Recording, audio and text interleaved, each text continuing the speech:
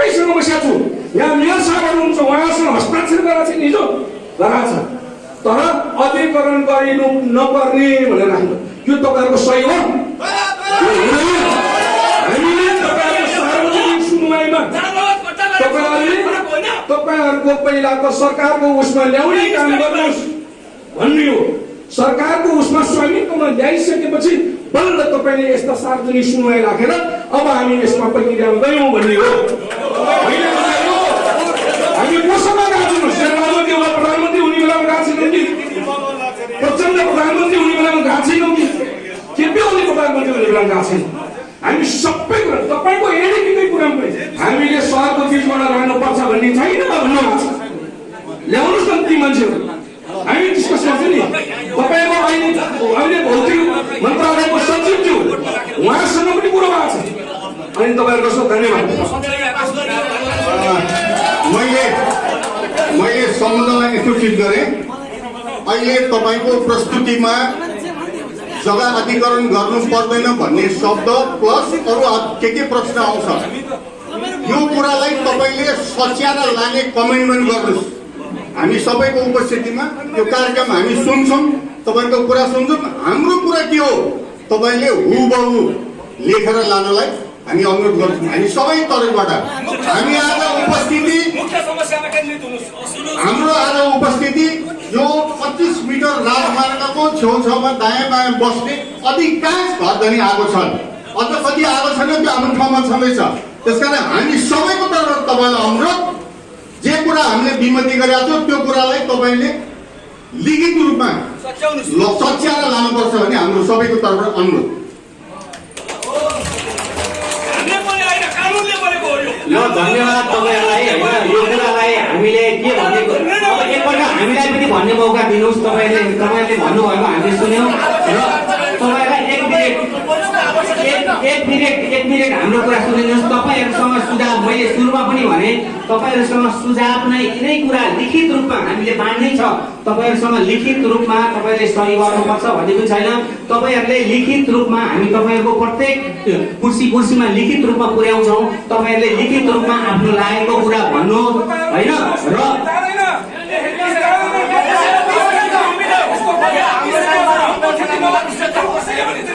होइन भने तपाईँहरू प्रस्तुति नगर भन्नुहुन्छ भने हामी गर्दैनौँ। तपाईँहरूलाई तपाईँहरूसँग जबरजस्ती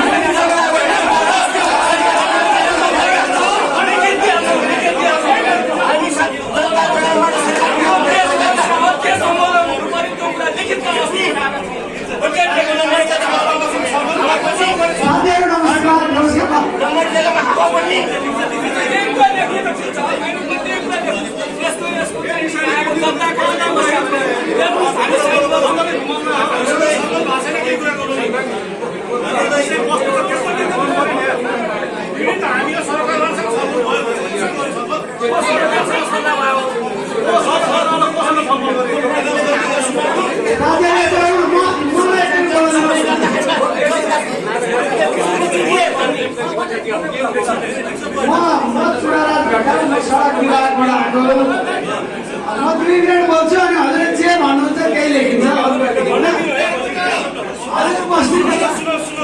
हाम्रो के साथीहरूसँग म अस्ति पनि धेरै कुरा गरिसकेको छु। सुन्नु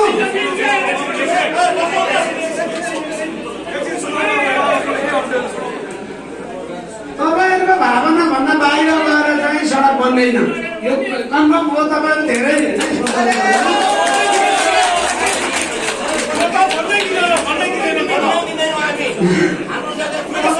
सरसल्लाह गरेर सुन्नु न, तपाईँहरूसँग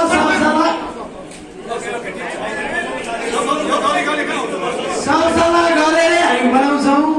कहाँ कस्तो बनाउने, कहाँ नबनाउने, जनतालाई कुल्चेर कहीँ सडक बन्दैन। अझ लोकतान्त्रिक व्यवस्थामा बन्दैन।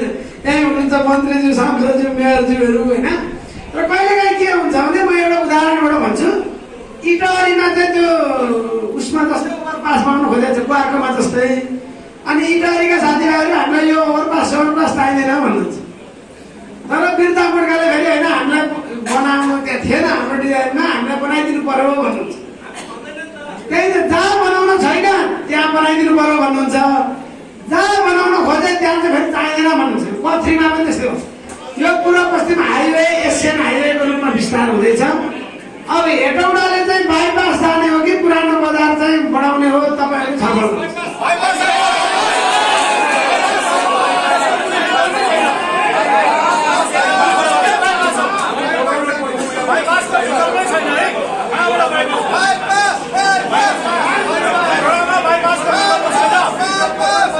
अब सुन्नु न, एकैछिन है, तपाईँहरू बस्नुभयो भने म काम गर्छु त।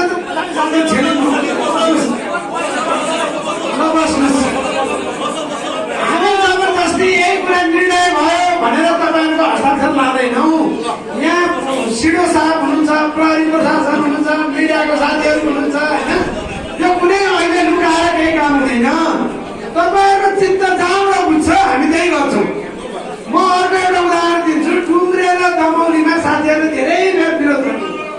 तपाईँहरू डुम्रेको कोही हुनुहुन्छ भने हेर्नुहोस्, अहिले उहाँहरू मान्नु होइन। तुलसीमा अहिले पनि मान्नु भएको छैन, धरानमा अहिले पनि मान्नु भएको छैन।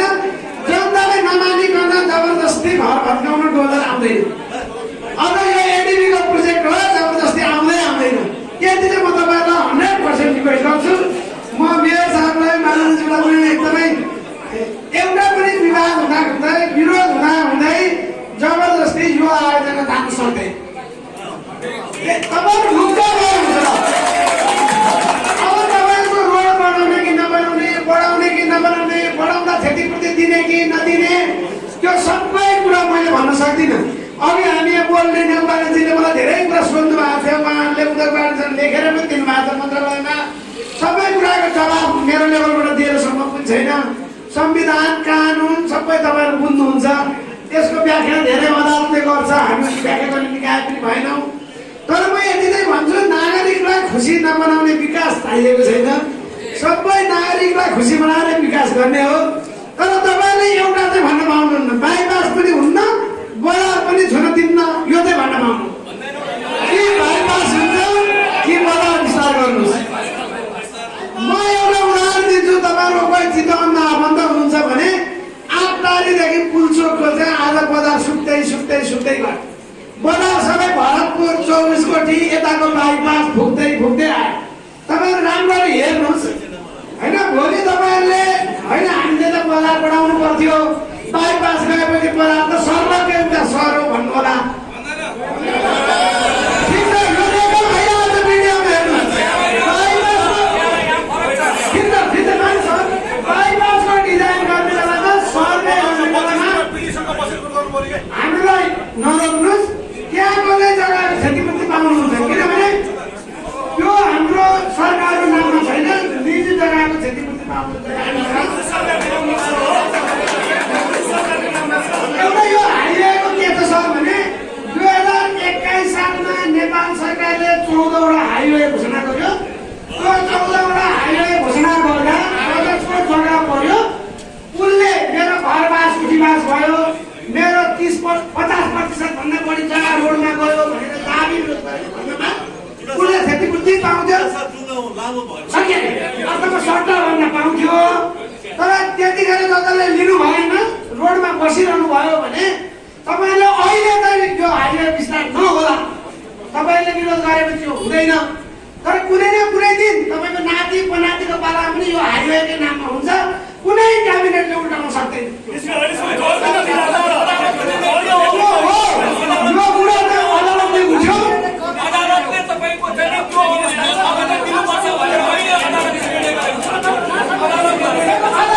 के थियो त्यही फर्स्ट हुन्छ, त्यही लास्ट हुन्छ, त्यही मान्य हुन्छ। मेरो कुरा थियो। Thank you.